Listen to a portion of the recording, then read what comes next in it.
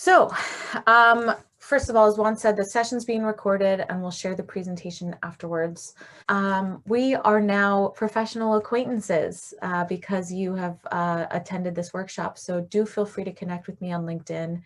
And I'm more than happy to address other questions as they come up, provide any advice or help that I can as you, work to make LinkedIn valuable for you as you work towards your goals, whatever they may be. So let's get started. First of all, who am I and why am I here giving this workshop on using LinkedIn for job search? I've never been, I'm not, and nor have I ever been affiliated with LinkedIn in any way, never worked with them or for them actually.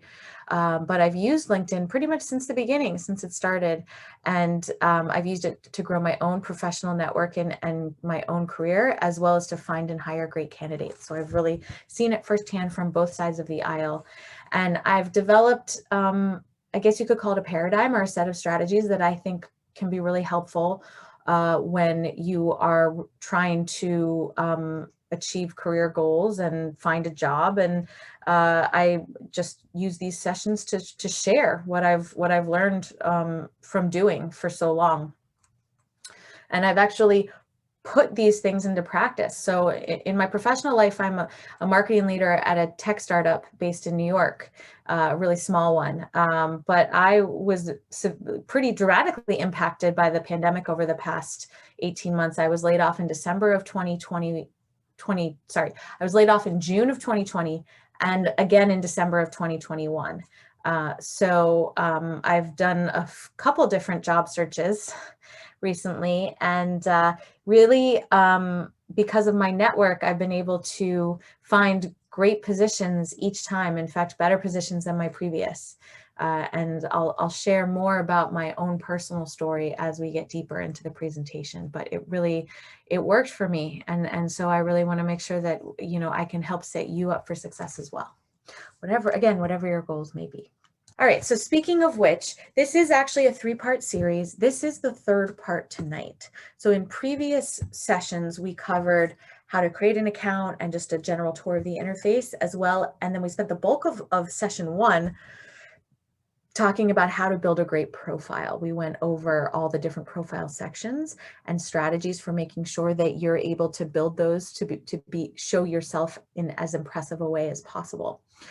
We also talked about keywords and why keywords are so important in a profile, and how to figure out what keywords you should be using in your profile to make you as findable as possible and to make you stand out to the people who you want to notice you. So again, if you didn't attend session 1, definitely go back, watch the recording. Because the profile is kind of your foundation for your success on LinkedIn, because that's where everyone goes to learn about you. In level 2, we talked about how to build a strong network once you've got that rockstar profile. So we went through with whom you should connect, and then logistically how to connect with someone on LinkedIn and some best practices for reaching out to connect.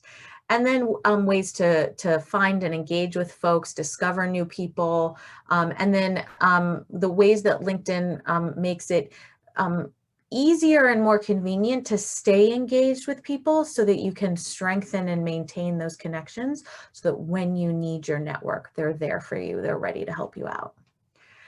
Speaking of which, tonight's session is all about leveraging that network to find and get jobs. So we'll talk about how to find jobs on LinkedIn, and then how to, as I mentioned, leverage your network that you've built to get your foot in the door, make it more likely that you will get that interview or even that you will get that job.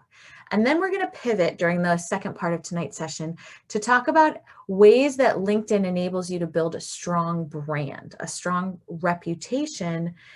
And the reason that that is important is that if you have that strong brand or that strong reputation within the field that you want to be working in, the opportunities end up coming to you. You don't end up having to do much searching or even applying. And that's kind of the dream, right? So we'll talk a little bit about how you can leverage LinkedIn to develop that brand towards the end of tonight's session. Moving on. Okay, so for most of tonight, we're going to be live on LinkedIn. We're not going to stay on this slide deck. I will refer to the slide deck periodically to make sure that I'm not missing anything for you. And then it's just a nice reference point for us. So we're going to go live to LinkedIn. And I'm already signed in, so it's going to take me straight to my homepage. Am I already zoomed? Yeah, I'm already zoomed. Okay, so this is my homepage for those who haven't been on LinkedIn for a while. I'm going to go straight to the job, what I call the Jobs Hub, which is up here in the main navigation. I'm going to click on Jobs. Now, this is really where everything related to finding and applying for jobs is found on LinkedIn. Typical of a LinkedIn page, there's 3 columns. On the right-hand column, you're going to mainly find like advertisements and the kind of, Amazon style. If you liked this, you should check this out, where LinkedIn tries to get you engaged in more elements of its network. On the left-hand side, we're going to go through this menu in detail in a moment. And then in the middle, you have other recommendations and ways to get engaged that we will go through together as well. So let's start on the left-hand side, and I'm actually going to go bottom up in this menu list. So we're going to start with application settings.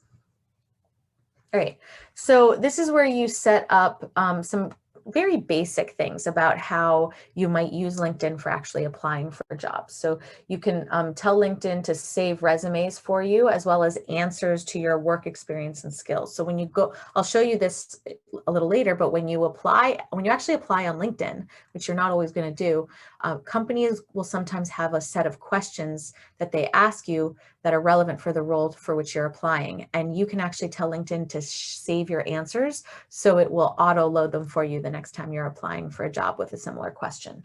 Then you can also save resumes or multiple versions of your resume, which can be a very important strategy to use depending on what your goals are and what sorts of roles you're applying for. And then you have them at the ready, again, to attach to your application when you apply on LinkedIn. Then there's some other things, like if you want LinkedIn to save answers to self-identifying information that you might disclose as part of an application, you can tell LinkedIn to save that information as well.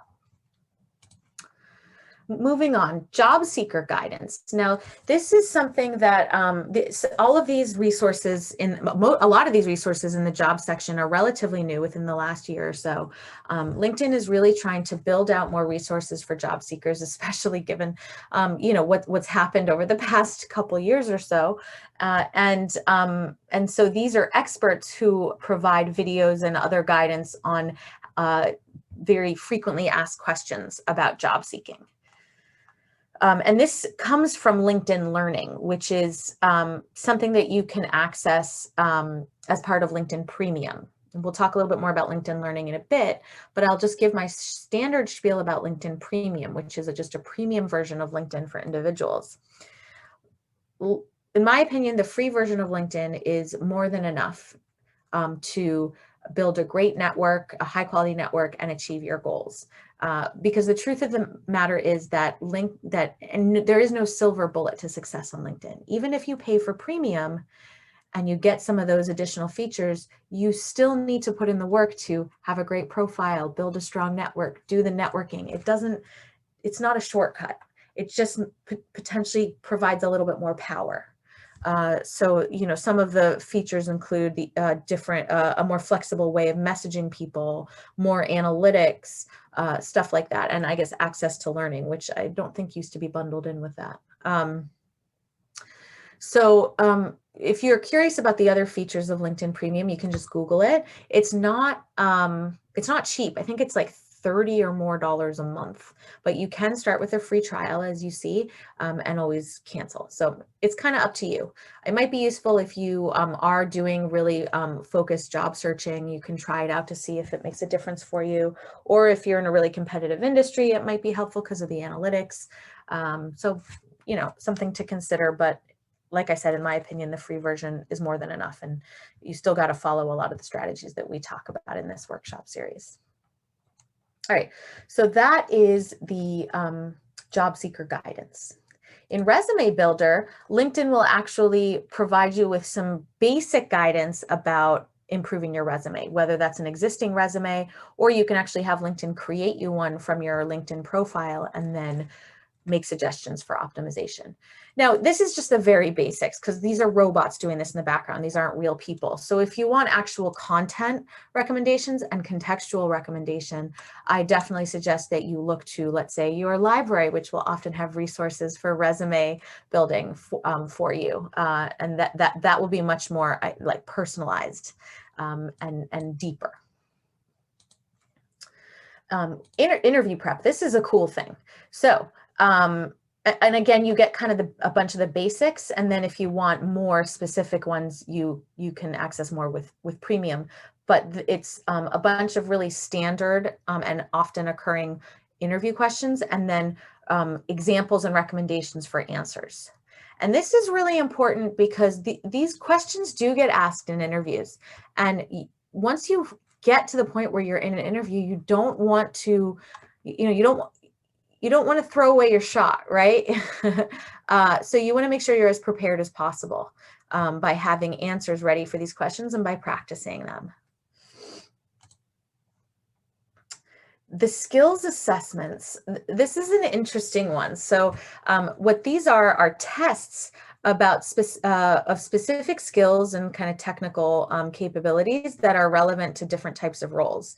And if you take a skill assessment and you pass it, you can add a badge to your profile that says that you are that you have that skill, which is like a really nice way to boost credibility and show that you're qualified. So if you feel you're lacking in qualifications or credentials for something, the skill assessments is a really great way to showcase on your profile that you actually are qualified. They're no joke though. You can see I took a couple a while back and I didn't pass. So you really have to know your stuff. This is also a great way to identify for yourself where your gaps might be. So if you look at people who have the jobs that you want, find them on LinkedIn, see what skills they have listed on their profile, and then see where you might have gaps and get to the point where you can, take these skill assessments, use LinkedIn Learning, etc. Again, we'll go over some of the resources available for you to fill in those skill gaps in a little bit. So that's the skill assessments. Salary. This is what you would expect it to be. It's a tool for searching out salary. And this is, big data. They just pool responses to surveys and other information. Now, location matters here, obviously. What I will say is this is really important, especially as you do start interviewing. You want to go into an interview process informed about how much you're worth. An interview is a two-way street. You've got to make sure that they value you based on what you are actually worth. And one thing I will say, if you are not aware already, is never ever base your salary requirements on what you've made in the past. Always base your salary requirements on what you are currently worth in the market, based on your experience and your skill set and the role that you're going for and the industry and the location and all that. So that's why a tool like this can be really helpful. Okay, we'll go over job alerts in a moment. My jobs is where you can see all your saved jobs. So I'll show you these two in a moment. Let's move into the middle section. So the middle section is where LinkedIn is going to be recommending jobs for you to look at. It shows you what you've recently searched for in terms of jobs, so you can go back and research and see new results.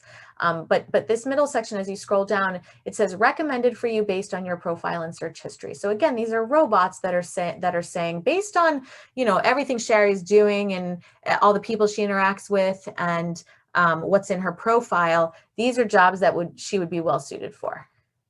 Okay, and more jobs and more, and it'll just keep going. Okay, so this is just LinkedIn serving these up to me, and I can look into them. Some context for you.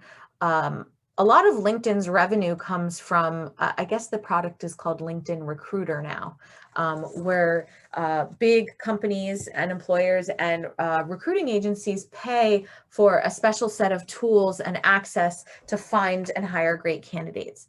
And because LinkedIn makes so much of its money this way, what that means is that LinkedIn is actually motivated to get you hired, right? Because the more successful those companies and recruiting agencies are at finding and hiring good candidates using LinkedIn, the more they'll continue to pay for the tool. And so LinkedIn is motivated to get you hired. So it's trying to show you all the good fit roles.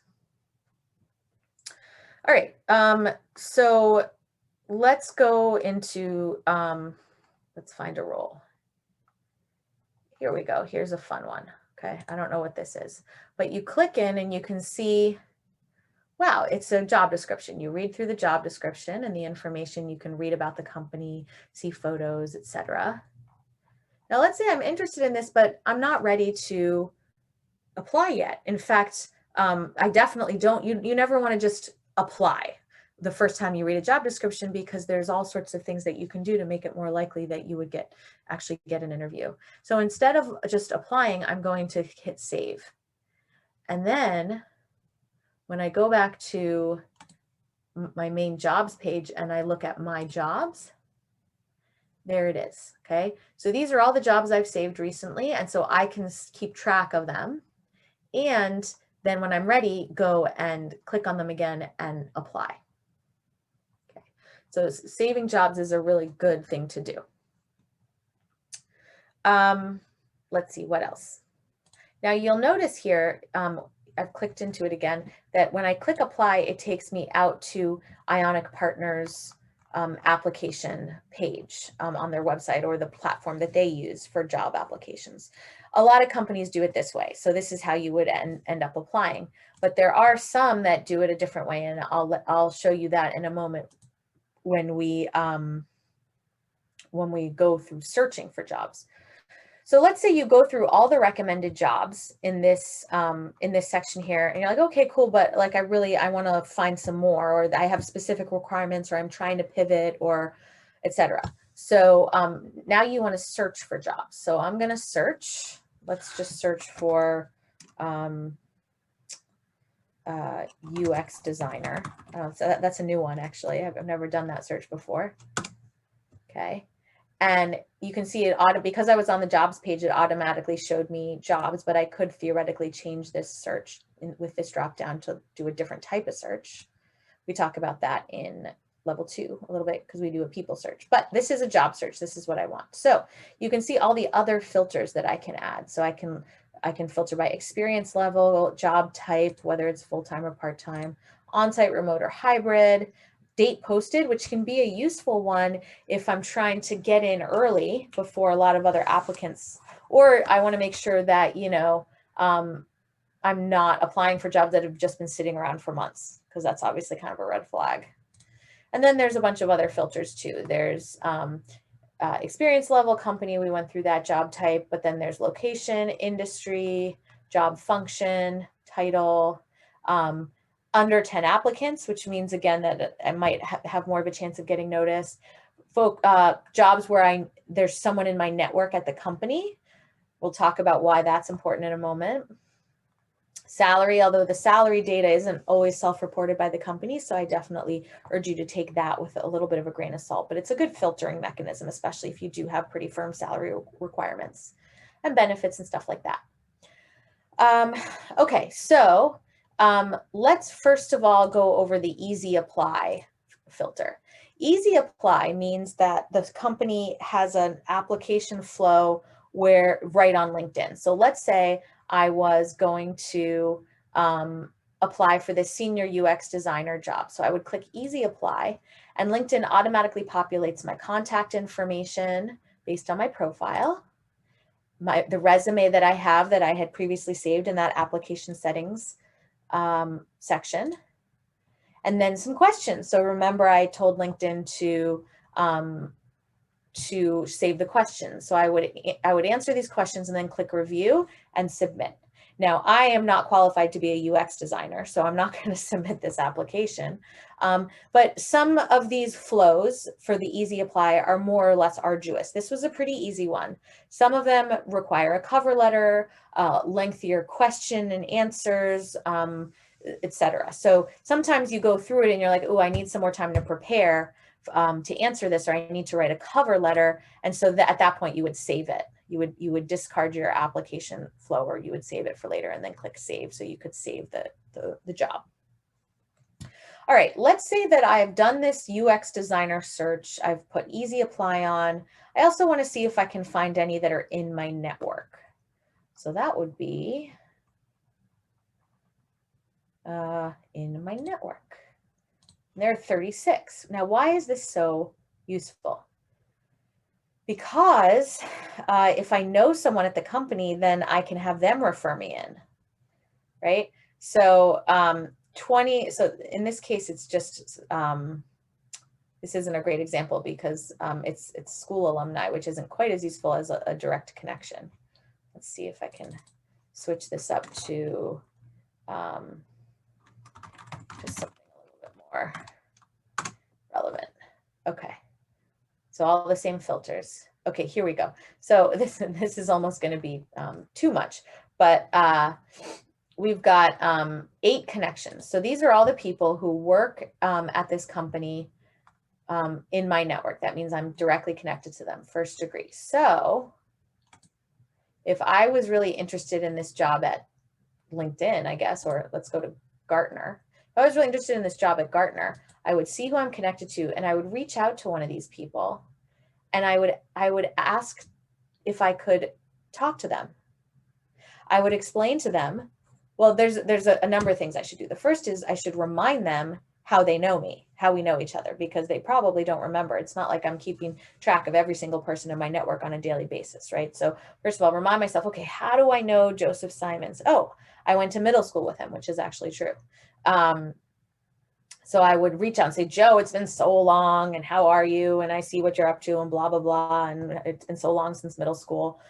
I'm reaching out because I'm interested in this job at Gartner, and I'm hoping to pick your brain about it. Would you be willing to talk to me? Now, what I'm setting up with Joe is what's called an informational interview. This is an interview where he's not interviewing me for that role. He's not hiring for it. In fact, he's not even on the right team, but he has insight to give me that will help me as I work my way into that company, and that will help me get to that interview. So he's going to say yes, because this is what LinkedIn is for, right? It's for, and put in some flattery there, right? I think you could be a real help. You seem to be so successful at Gartner. Would you be willing to give me some advice or give me some insight?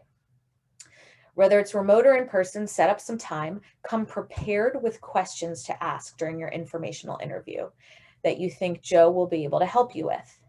And one of the last questions that you ask Joe at the end, you can ask Joe about what does he know, like what is it like working at Gartner? What does it take to be successful at Gartner? Why does he work at Gartner? What does he know about the team and the role that you're interested in? And then one of the last questions that you should ask him is, who else should I talk to? And can you introduce me?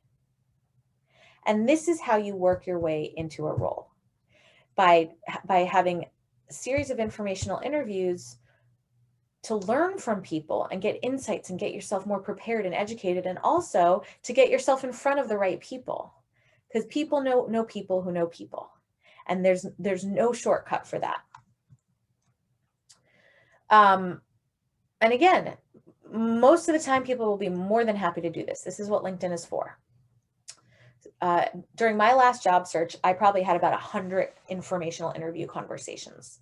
I was really kind of exploring and discovering new avenues and possibilities for myself. And I would talk with one person about something, and then they would recommend 2 or 3 more people that I should talk to. And oftentimes they would make the introductions themselves, and then I would have more calls. I talked to so many people, and it was, first of all, really just exciting, because it was this adventure of discovery of all the different, things that maybe being in one role for the past 18 months, I hadn't been thinking about, especially as a busy person, right? And this was an opportunity to do that. But second, there were job opportunities that surfaced out of that. I actually got one job offer from someone I met through someone who introduced me from an informational interview that I set up. So it can happen where you'll get introduced through an informational interview, and you'll have another informational interview, and the person will say, actually, there's this opening on my team that you might be a good fit for. and then you're in. The other thing that can happen on an informational interview is that person can refer you directly into the role. Many companies, especially large ones, have incentive programs for their employees to find and bring great candidates into the company. So Joe might get paid a bonus if he submits my name into the running for this Gartner role. And so he is definitely not going to mind doing that. And there's usually a separate process for that where Joe might need to submit my resume directly. And oftentimes you can avoid a cover letter that way too, which is always nice. So always ask the person if there's a referral program at the company, and if there is, would they be willing to refer you in? The worst they can say is no. So, okay, that was a lot about informational interviews, etc. But that's why finding someone in your network who to talk to at the companies that you're interested in is so helpful. All right, now we're going to talk about job alerts. So I have this saved job search set. I have this job search that I just ran. And you know what? This is an interesting job search. I'm liking the results. There are a lot of people in my network. I think this could work out well. I want to keep my eye on this for new jobs that pop up. But you know, there's like 4 or 5 filters here, and how am I going to remember? And I don't want to have to run this all the time. And how often should I run it? And gosh, it just seems like a lot of work. Well, I can set an alert. Okay. So when I set an alert, let me take you back to the main jobs page. When I set an alert here in my job alerts, LinkedIn saves all the job alerts I've set up, and I can actually edit how often LinkedIn will rerun that same search and send me the results. So I want it to run weekly, and I want it to send it to me, the results to me in an email. And then this is just LinkedIn saying, okay, can we tweak a few things to show you similar jobs if there are none exactly marking your specifications? And usually it's a pretty good idea to say yes. And then you click save, and now LinkedIn's in my inbox every week, I will just get a list of new jobs that satisfy the criteria for that particular search. And if you are really actively looking for a job right now, you know how arduous the search process is. So to be able to cut out a few steps like this is so valuable. Really, it really can save you time and frustration, because all you have to do is scan the results that show up in your inbox and click through to anything that looks interesting, and you know that you're not missing anything. And you can set up a whole bunch of these. You can set up a ton of job alerts. So if you want to set up one that's remote and one that's hybrid, if you want to set up different locations, different titles, different skill levels, whatever it is, you can create a whole set of job alerts for yourself so that your job searching piece is more automatic. And you can focus on the strategy of, okay, who should I be reaching out to at this company now that I have found this job for informational interviews? What sorts of questions should I ask? How do I prepare for the interview, etc. So that's job alerts. There's one final thing that I want to show you before I look back at the PowerPoint slide deck to make sure I'm not missing anything. And that is the open to work designation. So if you go to your profile, which you can get to just by clicking me and then view profile, right at the top of your profile, you can see open to. You click open to, and there's a couple different things that you could be open to. In this case, we're open to finding a new job, right? So you click that, and you can specify things like the types of job titles you're looking for, what workplace situation you're looking for or open to, locations, when you're available, the type of role, okay? And this all goes to how LinkedIn then shows you to people who are looking for candidates. Then you can choose who sees your open. So if you click all LinkedIn members, that's what adds that open to work ribbon on your profile. But this also means that everyone at your current company will see it as well. So depending on what your situation is, that may or may not work for you. Now, if you say recruiters only, that means people who are using that special product that I said. And generally, when you designate this choice, LinkedIn will try to hide the fact that you're looking from your current company, but it can't guarantee that 100%. So there is that caveat. But this can be really useful. to have the open to work designation, because then your whole network knows that you're looking, and they can step up and offer to help, or they know that you need that help, whereas before they might otherwise not have. So that's the open to work. All right, let's take a look at the slide deck. All right, so we went through application settings and open to work, resume builder, skill assessments, interview prep, salary. Okay, now how to find and save with filters to find great jobs. We'll talk about company profiles, and we did talk about leveraging your network to get a leg up, right? Finding the companies and the roles where you know someone in your network, setting up informational interviews, using that to then find someone else to talk to. Not only are you working your way closer to that role, but you're expanding your network while you're at it, because you can connect with those new people on LinkedIn. Let's talk a little about company profiles. So let's say I've identified, let me go back to jobs. I'll take a look at my jobs. Now, let's say I'm interested in Gigster, okay? And I'm really interested in this company. So what should I do, right? Like, this role at this company looks great.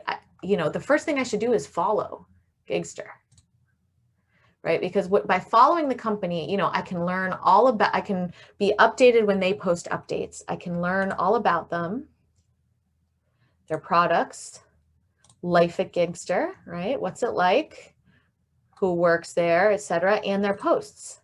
And so when I follow Gigster and I see their posts, what that does is it ensures that I stay up to date and informed, not just on what's going on at the company, but also on how they talk about it, how they present it. And that's really useful because it helps me be more prepared when I write that cover letter. When I go into that interview, I can actually reference this stuff directly. And that's really impressive. It shows that I've been doing my homework and that I really want it. This isn't just some random job to me. Additionally, if I'm following Gigster, then their updates show up in my homepage newsfeed. So when I'm staying engaged with my network, as we talk about in session 2, I'll see Gigster's updates and I can like them and comment on them or even share them. And that the Gigster folks will see that. Depending on the size of the company and the size of the network, there may be a lot of other people engaging with the post too, but still, let's say I apply to that Gigster job and someone from Gigster, the hiring manager or recruiter, goes to my profile to check me out. They're going to see in my recent activity that I liked some Gigster stuff. Again, that shows engagement and interest. It shows that I'm staying up to date about what's going on with Gigster. That's very impressive. And all else being equal, that can set me apart. So if there's a company or a role at a company that you're particularly interested in, definitely follow that company on LinkedIn and proactively learn about what they're talking about, how they're talking about it, and engage with that company's content. Finally, other training resources. So as I mentioned, if you feel like there's a gap in terms of your qualifications for a role, or you just don't have all the skills or experience you need for whatever reason, there are ways that you can help remedy that. So one is to take courses, and you don't have to get a whole other degree. You can take courses on LinkedIn Learning, as I mentioned, in your library's jobs and career resources section, and then other training resources that can be free or low cost, such as Coursera, Udemy, MOOCs, which is massive open online courses, I think is what it stands for. So these are courses at actual universities like Harvard and Stanford and Yale, where the professor has decided to teach a course online and open to the public for free, which is pretty cool. There's also certifications. So LinkedIn and other platforms actually have these certifications too, and I'll show you what that looks like in a moment.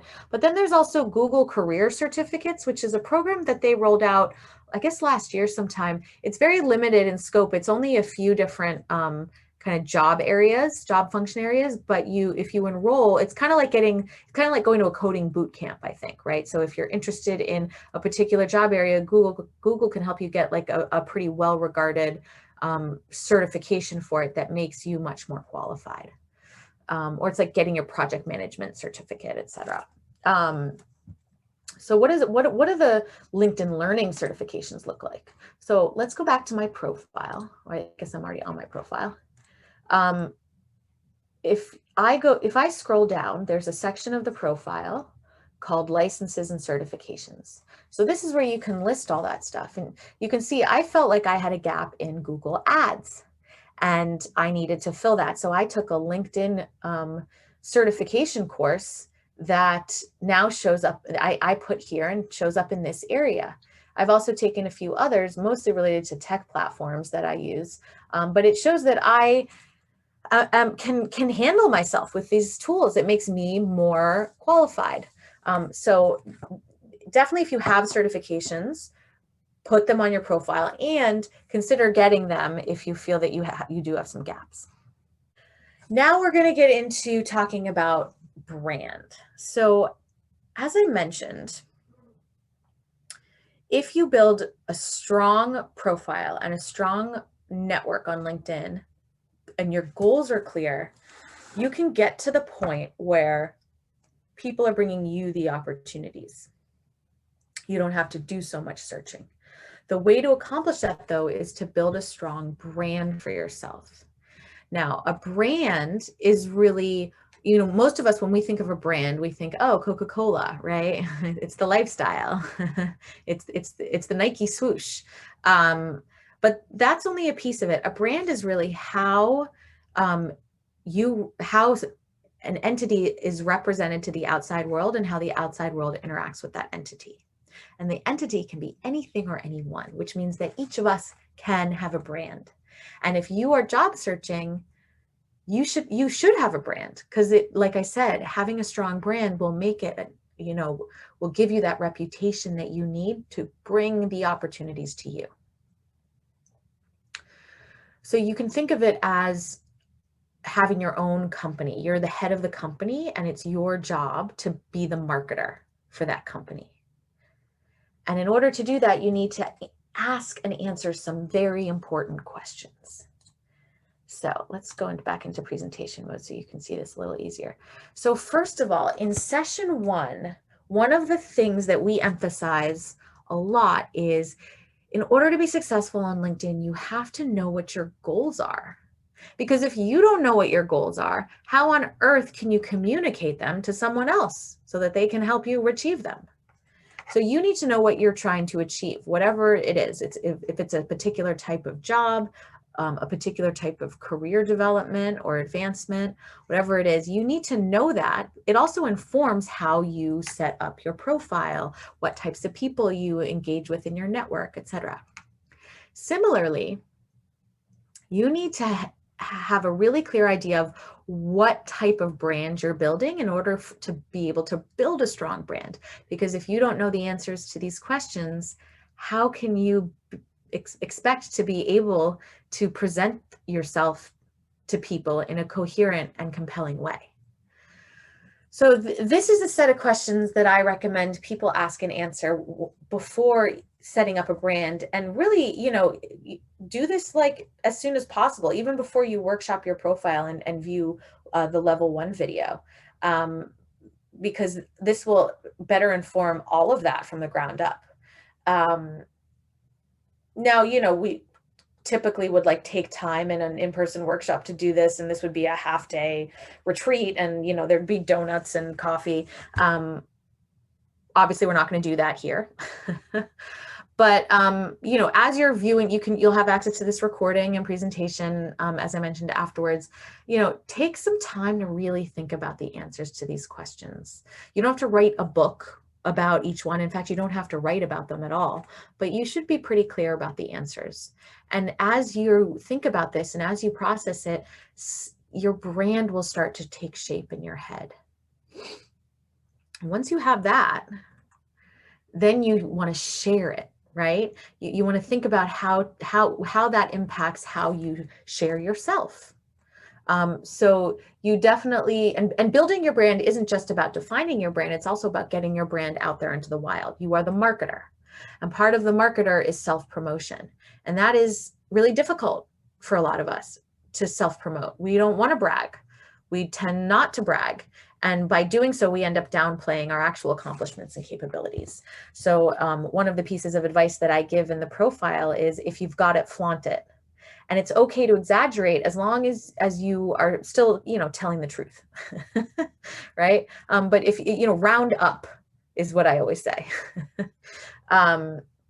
So share your actual accomplishments on your profile and in status updates. Don't be shy. People want to celebrate you. And the more that you share and the more that people celebrate that, the stronger your brand gets and the bigger your reputation gets. And then be a proactive voice in groups. We talk about groups a lot in session 2, so I'm not going to go into great detail about them right now. But not only are they a really useful tool for finding people to add to your network, finding relevant people to add to your network and staying engaged with your network, they're also a really useful tool for building a strong brand, because as you share content and add value to your groups, you get a reputation in that group as someone who knows what they're talking about. And then all those group members, the next time they come across someone looking for a UX designer, they will think, oh, Shari Tishman in my group, she knows what she's talking about. You should talk to her. Simple as that.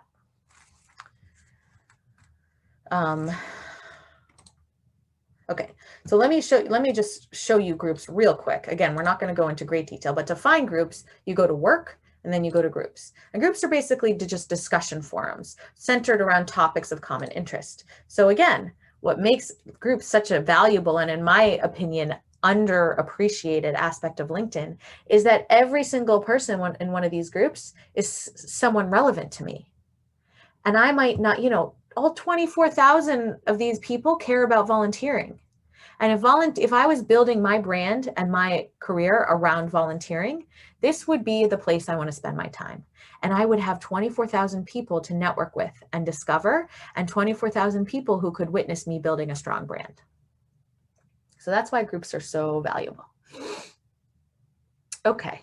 How do you build that brand? Once you know what your brand is or what type of brand, and once you've started kind of marketing yourself, how do you continue to build it up? How do you showcase that you actually know what you're talking about so you can build that reputation? What do you use to share and add value in your groups and to your network at large? That's content. Content is really important. So we have 2 categories of content. We have content other people create that you can share, and then you have your own content that you create. Now, it's totally legitimate to share other people's content. It's actually very helpful. The person who created it appreciates it, and the people who might not otherwise have found that valuable content, they certainly appreciate it. So there's nothing wrong with that as long as you don't pretend to have created it yourself. So how do you find and share others' content on LinkedIn? One easy way is just your homepage newsfeed. A lot of people are sharing content, and a lot of companies are sharing content, and a lot of channels are sharing content. So look through here and find the folks, find good content to share, and then like it, comment on it, share it, and then you can share it directly to relevant groups as well. And you are suddenly someone who provides value just by virtue of sharing that content.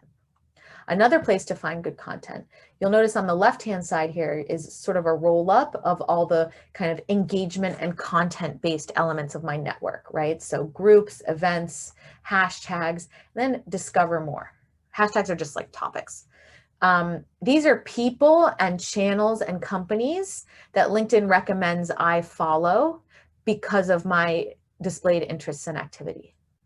And so this is a great way for me to discover new content and new experts and influencers that could help me become a more valuable member of my own network and my own communities. So this is a great place to find more content just by following these folks.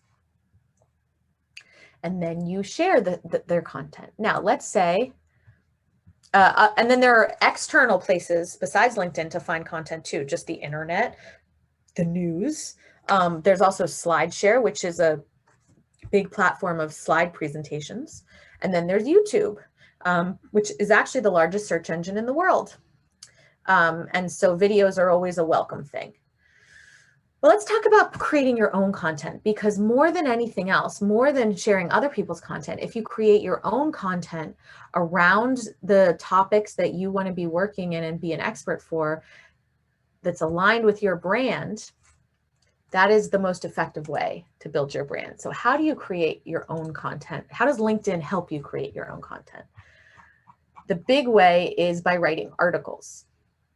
So if you click, instead, here's where you would start, just post a status update, but instead I'm going to click write article. And because I manage some pages, it gives me the option to write them as one of those pages too, but I'm going to write it as myself.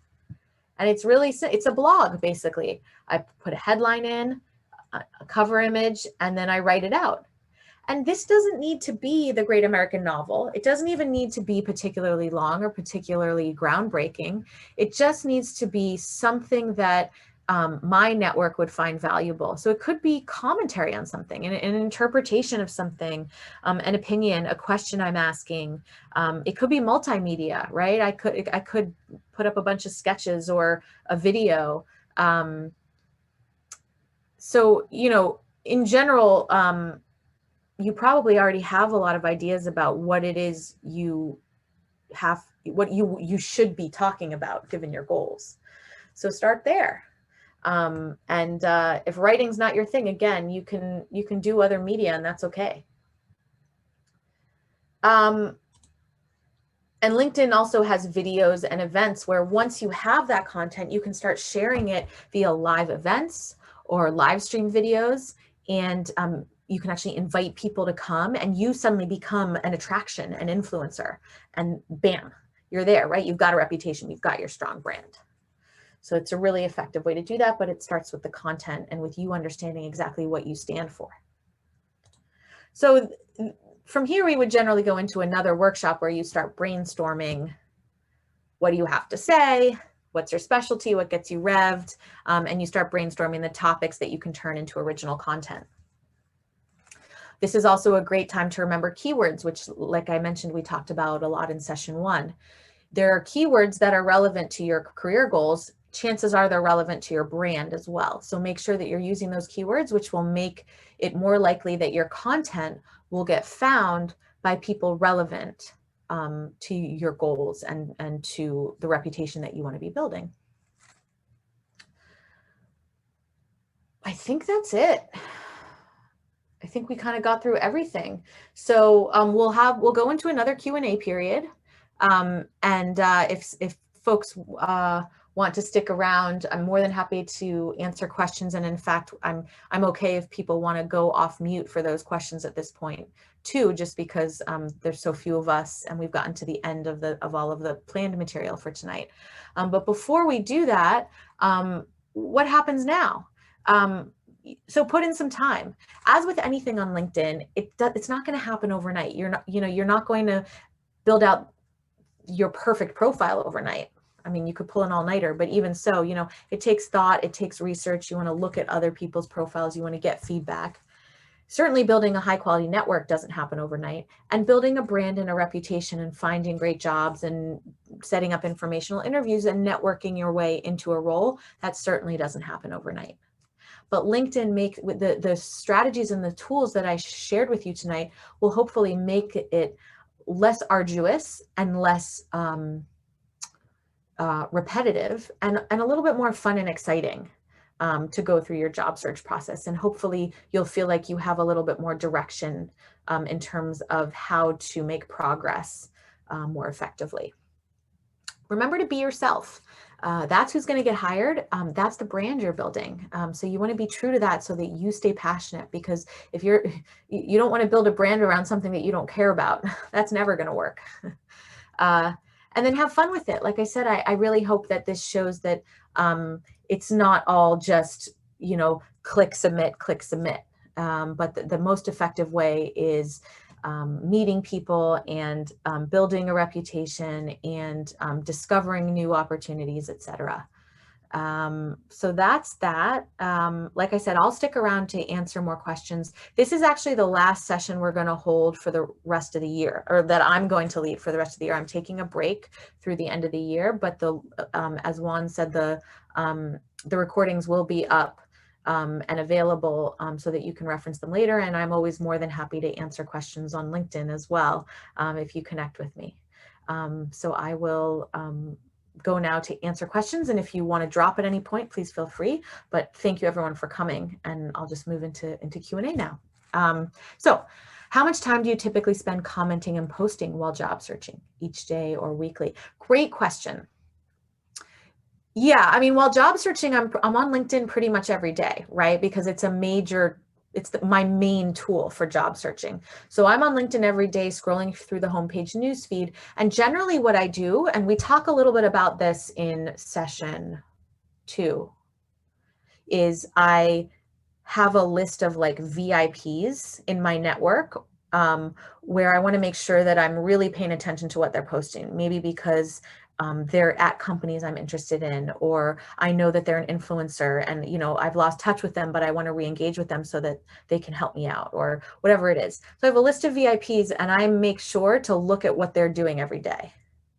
And that might include VIP companies, VIP groups, whatever it is. So you don't have to keep track of your entire network every day, but have a list of VIPs and then scroll through your homepage newsfeed as well each day. It'll take, the entire process will take you 15 to 20 minutes. You'll stay up to date, get new content to share, like and comment in order to stay on people's radar and stay engaged.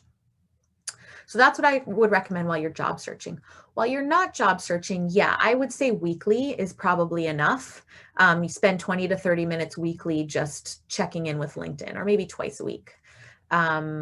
Because, you know, even if you're not job searching actively now, building your brand can and should start now so that it's there for you. And so that means that, you know, you do want to be present in your network and on LinkedIn, interacting with what other people post, and maybe even posting some stuff of your own. Oh, sorry. It doesn't mean you have to post a blog post every week. I mean, unless you really want to. So, sorry, I know we're talking specifically on LinkedIn, but I just think it's so crowded. Do you have any thoughts about, you know, using LinkedIn, maybe having your own website as one addition LinkedIn, because we become so dependent on LinkedIn, it's so many people, especially when we're doing branding. Our brand is going to go on forever. It's our decades of our lives. Do you have any thoughts around that? I do. You could do that, but do you remember Tumblr? I don't know if you remember the website Tumblr. So yeah. Tumblr was sort of like a pre-LinkedIn in a lot of ways. The value proposition of LinkedIn is exactly that there are so many people. And so what that means is that you're never going to catch everyone's attention. But what you are going to do is catch way more people's attention than if you're off on some standalone website. Because think about it this way, I post an update, someone likes my update, all of their followers and connections see that they liked that update, and my reach expands exponentially from there. So it's exactly the sheer volume of people that makes LinkedIn so valuable in terms of getting you noticed. Okay. Does that make sense? Yeah, makes sense. I was just thinking, because I've noticed some people, they'll try to drive traffic from LinkedIn to their own website, just to make them a little different. Maybe that's their business, is to have their own. Right, and so it depends on your goals, right? If you are if you are a business owner, or you have or a consultant or freelancer, then your model shifts a little bit, right? But LinkedIn is still, in my opinion, a super powerful engine for discovery and for raising awareness of your brand. And then depending on what your goals are, that call to action shifts a little bit. Okay.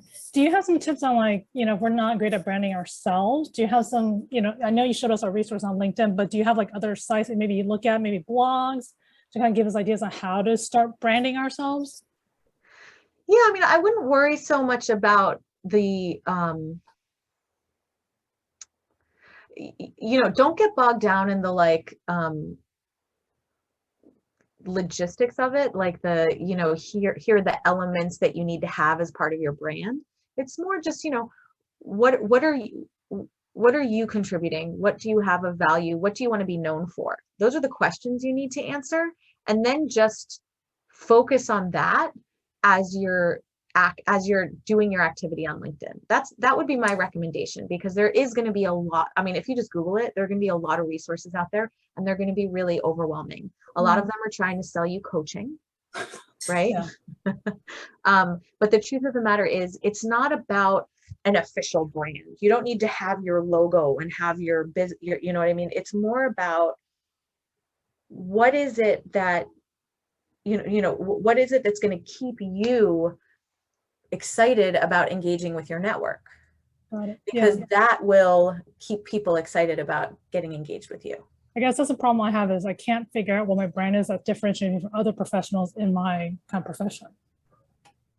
Well, you don't have to be differentiated from everybody. Again, because again, depending on what your goals are, you're not looking to like take over a market, right? You're just looking to build a reputation as someone who knows what they're talking about, someone who adds value.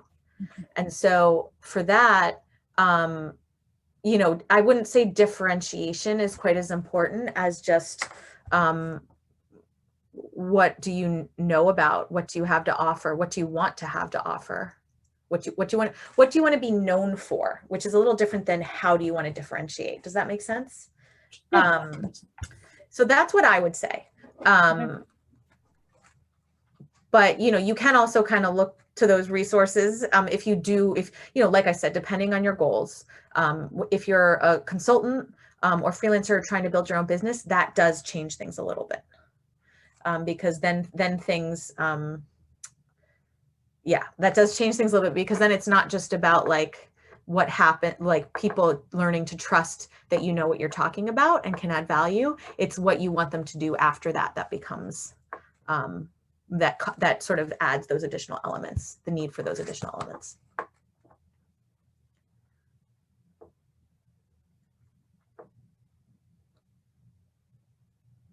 Any other questions?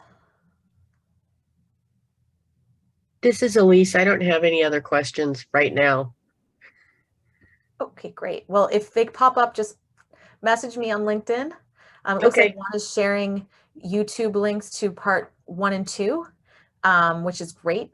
And then, like I said, I'm here to answer other questions, offline and via LinkedIn. And I hope that tonight was valuable for everybody, and that it helps you achieve your goals or helps get you closer.